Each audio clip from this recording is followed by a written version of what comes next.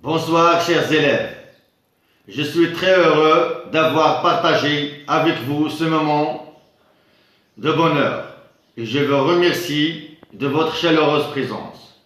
Au prime abord, je vais vous expliquer, je vous donne l'analyse de l'un des grands chapitres de la boîte à merveilles et je vous donne quelques questions ou des questions à propos de ce chapitre et idem la réponse ou les réponses de quelques questions que je vous donne.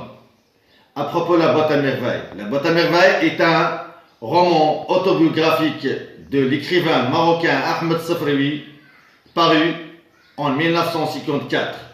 On va commencer maintenant les questions de ce chapitre et les réponses de ce chapitre aussi. Mes chers élèves, voir avec moi s'il vous plaît. Je vous donne quelques questions à propos le chapitre 7, la boîte à merveilles. La première question situe ce passage dans l'œuvre dont il est extrait. Deuxième question, présenter l'auteur de ce roman en quelques lignes.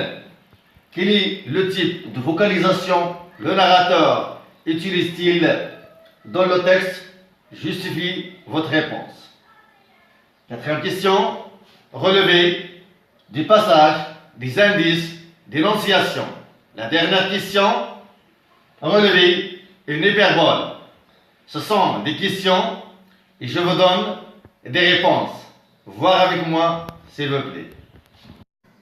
Les réponses de ces questions que je déjà données.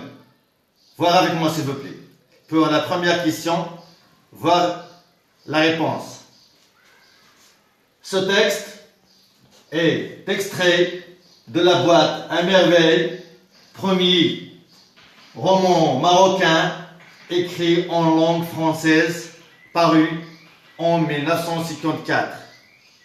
Ce roman autobiographique est écrit par le romancier marocain d'expression française Ahmed Safraoui.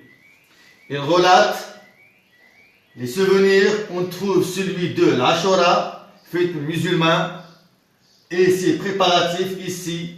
Le petit enfant accompagne son père au marché pour acheter des jouets. La deuxième réponse. Ahmed Safraoui est un des grands romanciers marocains d'expression française. Elle naît en 1915, à Fès où il fera toute sa scolarité avant d'intégrer le domaine de la fonction publique. Il reçoit le Grand Prix du Maroc.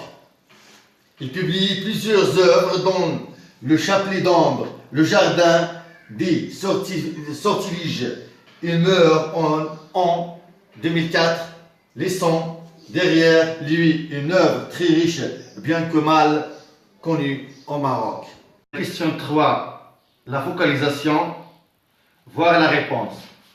La focalisation dans ce texte est interne ou est interne parce qu'on voit à travers les yeux du petit enfant. C'est un point de vue interne au récit. Le petit enfant est un personnage de récit et non un simple témoin extérieur. Pour l'énonciation, l'indice d'énonciation qu'on trouve dans le texte est le pronom personnel je.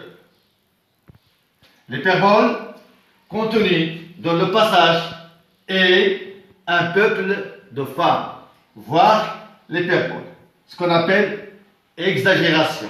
C'est la figure de style, exagération. Un peuple de femmes. Mes chers élèves, la leçon d'aujourd'hui est terminée. Je vous conseille pour lire énormément chapitre 7, la boîte à merveilles, pour bien comprendre la leçon. Il faut lire ce chapitre 7. Merci. d'accepter de répondre et merci pour votre attention.